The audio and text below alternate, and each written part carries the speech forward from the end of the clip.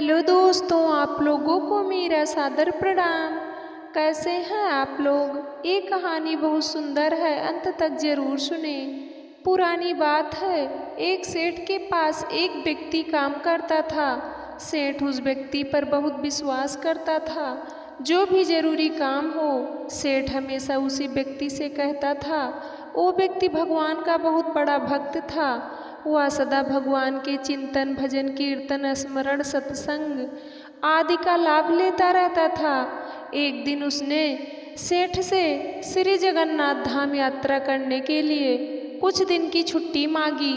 सेठ ने उसे छुट्टी देते हुए कहा, भाई मैं तो हूँ संसारी आदमी, हमेशा व्यापार के काम में व्यस्त रहता हूँ, जिसके कारण कभी तीर्थ गमन का लाभ नहीं ले पाता।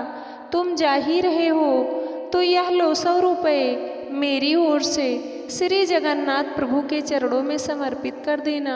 भक्त सेठ से 100 रुपये लेकर श्री जगन्नाथ धाम यात्रा पर निकल गया। कई दिन की पैदल यात्रा करने के बाद वह श्री जगन्नाथपुरी पहुंचा।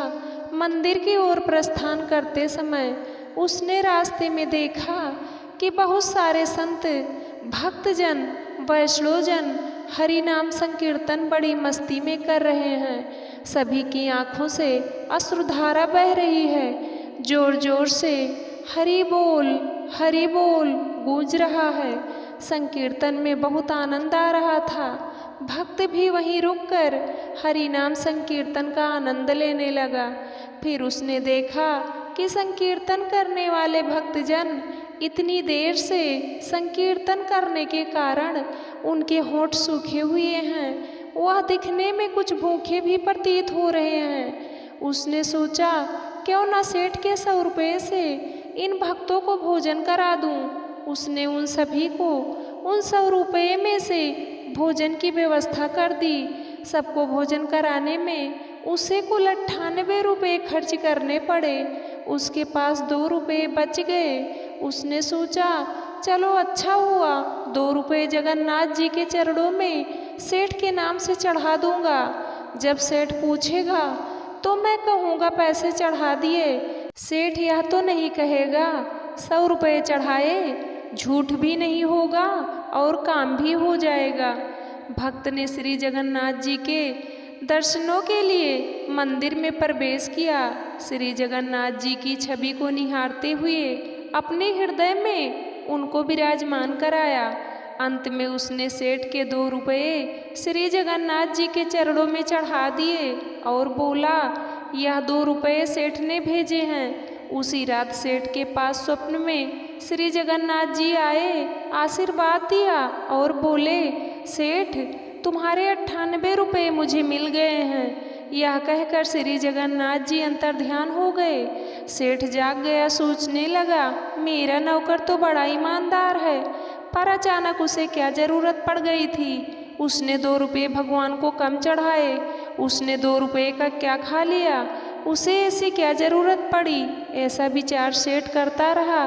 काफ़ी दिन बीतने के बाद भक्त वापस आया और सेठ के पास पहुंचा। सेठ ने कहा कि मेरे पैसे जगन्नाथ जी को चढ़ा दिए थे।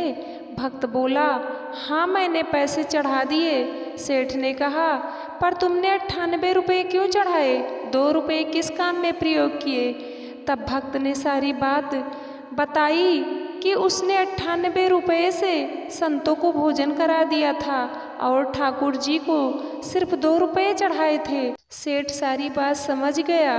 वह बड़ा खुश हुआ तथा भक्त के चरणों में गिर पड़ा और बोला, आप धन्य हो, आपकी वजह से मुझे श्री जगन्नाथ जी के दर्शन यहीं बैठे बैठे हो गए। भगवान को आपके धन की कोई आवश्यकता नहीं है। भगवान को 98 रुपये स्वीकार है जो जीव मात्र की सेवा में खर्च किए गए, और उस 2 रुपये का कोई महत्व नहीं जो उनके चरणों में नगद चढ़ाए गए। प्रेम से बोलो जय श्री राम, जय जगन्नाथ धाम की। दोस्तों, ये प्रसंग आप लोगों को कैसे लगा, आप लोग कमेंट करके ज़रूर बताना। चैनल को सब्सक्राइब करना, वीडियो को लाइक करना, शेयर करना। वीडियो को अंत तक देखने के लिए आप लोगों का तहे दिल से धन्यवाद।